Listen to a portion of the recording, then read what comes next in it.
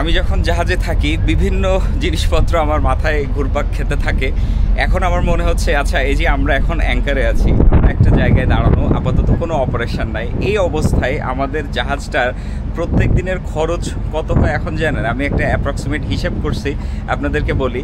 জাহাজের main engine এখন বন্ধ, কিন্তু মেইন ইঞ্জিন বন্ধ থাকলেও জেনারেটর কিন্তু চলতেছে, ওই যে ফানেল দিয়ে ধোয়া বের হয়।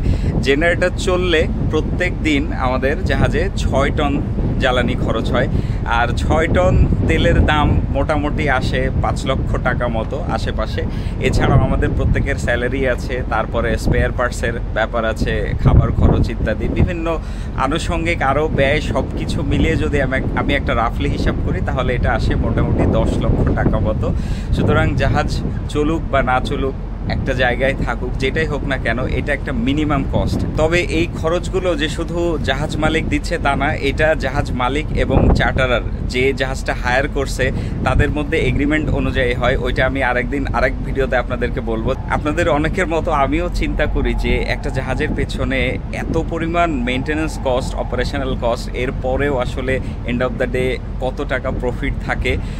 জাহাজের বিজনেসটা বোঝার চেষ্টা করি, যদিও এটা নিয়ে অনেক স্টাডি করতে হয়, পড়াশোনা আছে অনেক। দোয়া করবেন যেন কোনো একদিন হিসাব করতে করতে জাহাজ কিনে ফেলতে পারি। আল্লাহ হাফেজ।